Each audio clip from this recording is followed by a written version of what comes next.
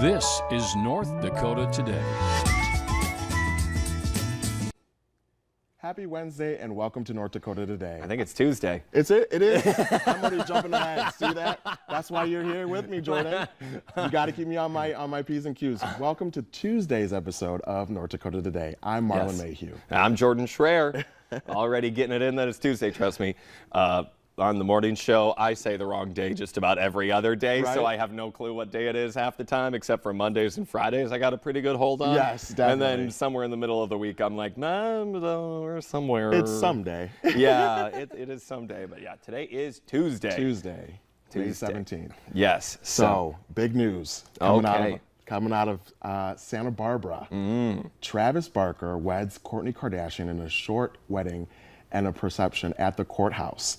So Travis Barker and Kourtney Kardashian got engaged in October of 2021, less than a year of dating. And they had like a practice wedding back in April 4th. That's weird. Yeah, they kind of eloped. They eloped and they like did like the Las Vegas wedding in the chapel. So was that practice then, or was that like real? It was like they said, a practice. So it was like a practice run. And then they went to get legalized in the court. Got it. So now they're legal. Okay, now it's on the books. Right. On record. Yes.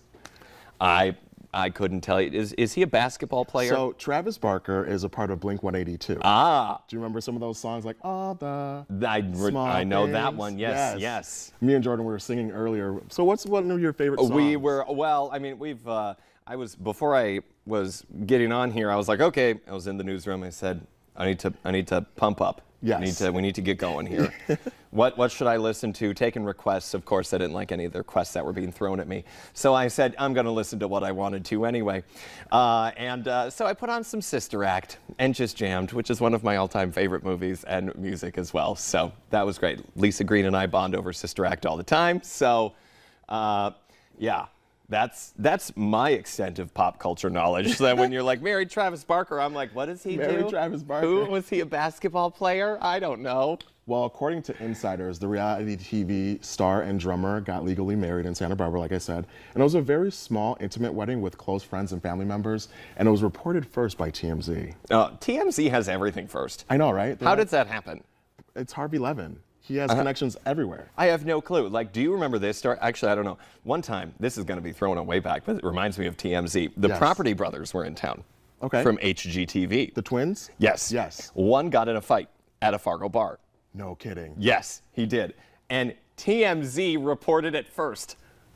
Is there like a TMZ correspondent in Fargo? Literally. I remember like TMZ had also like pictures from it. And I was like, who do you know? Who do you know?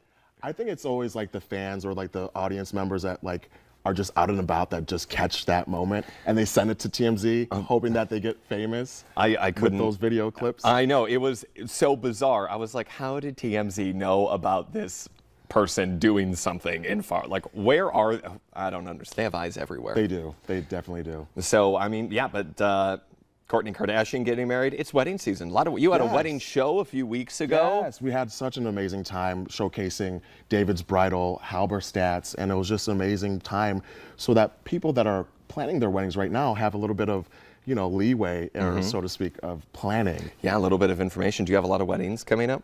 I actually have one in early August. Okay. So I'm going to see.